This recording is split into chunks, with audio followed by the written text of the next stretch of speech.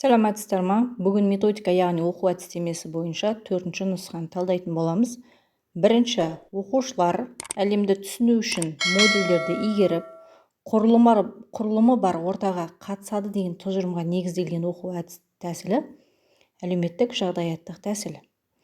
Екінші, оқушылардың пәнді терең түсіну қабілетін дамыту арқылы алған білімдерін сыныптан тыс жерде тиімді пайдалана білуін қамтамасыз ететін оқыту, жауабы сындарлы оқыту. Үшінші, Мерсер балалардың сыныпта талқылау кезінде өз сөздерін дәйектеудің 3 түрін анықтаған. Соның бірі болып табылатын пікірталастық әңгіменің сипаттамасы, жауабы басқа адамдардың көзқарасын қабылдауды қаламайды. Төртінші сұрақ қойылғаннан кейінгі кідіріспен қатар оқушының жауабын алғаннан кейін де кідіріс жасау қажеттілігі, ол оқушы өз жауабын түзетуге, нақтылауға мүмкіндік алады. Бесінші, өткен материалға оралу, ой салу, дұрысын қабылдау, толық жауап беруге итермелеу мақсатын көздейтін қарапайым сұрақ, жауабы түрткі болу. Алтыншы, оқушыларға анағұрлым толық жауап беруге, өз ойларын анық білдіруге, өз идеяларын дамытуға көмектесетіндей етіп қойылатын сұрақ, жауабы сынақтан өткізу. 7. Құрылымдалған ортадағы оқушылардың білім алу үдерісі ретінде тәжірибелік қоғамдастықтарға қатысуды зерттеген ғылыми бағыт, жауабы әлеуметтік жағдаятта. 8.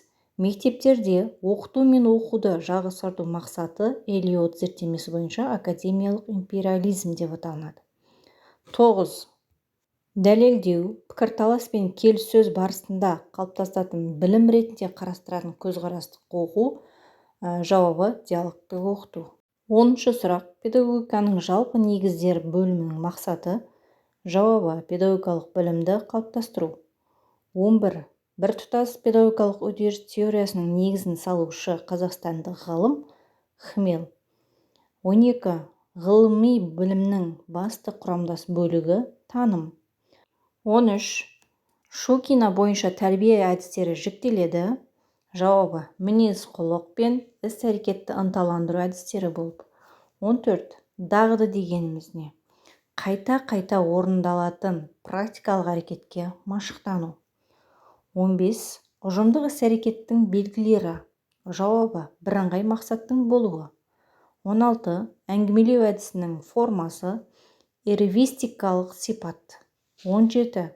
Гуманистік бағыттылық дегеніміз, жауабы педагог қызметінің мағынасын, белсенді позициясын білдіреді. 18.